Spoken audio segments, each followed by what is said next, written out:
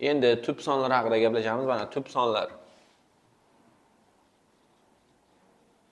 Tub sonlar o'ziga va birga bo'linadigan sonlarga tub sonlar deyiladi. Ya'ni bo'luvchisi ikkita bo'lishi kerak. O'zi va bir. Masalan, eng kichkinasi 2. Keyin 3, 5, 7, 11, 13, 17, 19, 23 va hokazo. O'ziga va birga bo'linadigan sonlarga tub sonlar deyiladi. Keyingisi murakkab sonlar. Murakkab sonlar. Murakkab sonlarga bo'luvchisi ikkitadan ko'p bo'lishi kerak. Eng kichkinasi 4. Mana 4 1 ga bo'linadi, 2 ga bo'linadi, 4 ga bo'linadi. Bo'luvchisi 3 ta chiqyapti. 3 ta degani 2 tadan ko'p. 2 tadan ko'p bo'lsa, demak murakkab sonlar deyiladi. Keyingisi 6, keyingisi 8, 9, 10, 12, 14, 15, 16. Bular murakkab sonlar deyiladi. Keyin mukammal.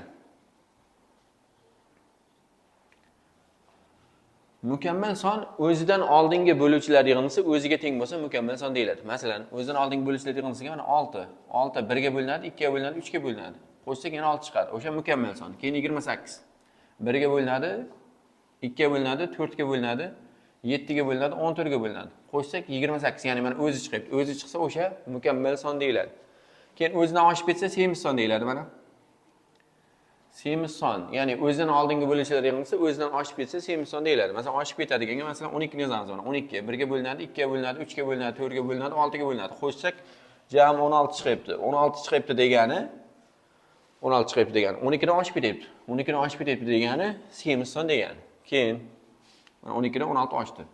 20 1 ga bo'linadi, 2 ga bo'linadi, hop 4 ga bo'linadi, 5 ga bo'linadi, keyin 10 ga bo'linadi.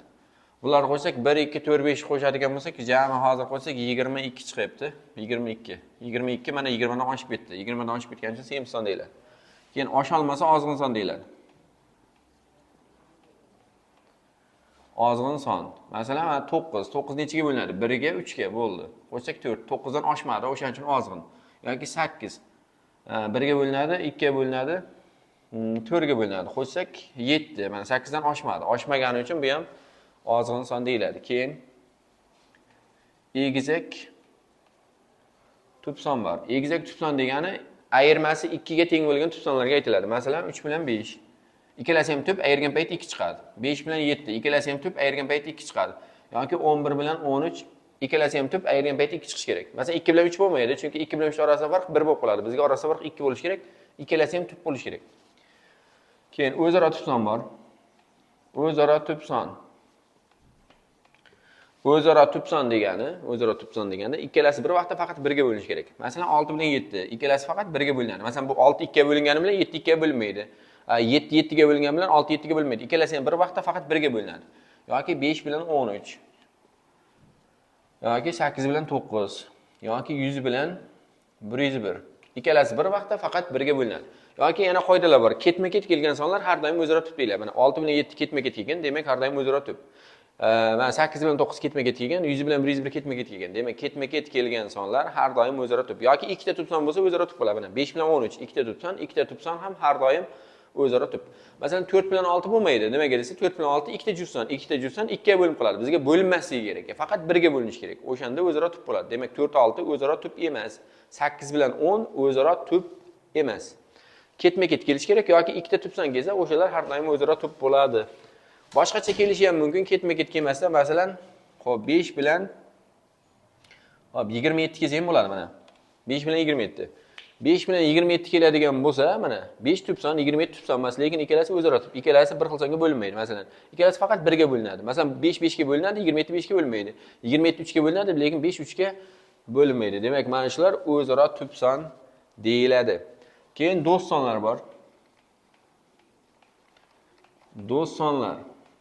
Do'st sonlarga masalan 220 bilan 284 mana shu ikkalasi do'st sonlar deyiladi. Endi kichkina sonda tekshirib ko'rsataman. Masalan, 10 bilan 8 do'stmi deb so'rasa, 10 ni bo'luvchilari 1 2 5 qo'shsak 8 chiqyapti mana. Ya'ni buni bo'luvchilari bu chiqyapti. Demak, bu bunga do'st bo'lyapti. Endi 8 ni bo'luvchilari 1 2 4 qo'shsak 7 chiqyapti. Bizga 10 chiqish kerak edi. Mana 8 ni bo'luvchilarni hisoblaganda bizga 10 chiqish kerak edi. O'shanda bu ham do'st bo'ladi. Hozir 10 bunga do'st bo'lyapti, 8 bunga do'st bo'lmayapti. Xulosa ikkalasi do'st emas.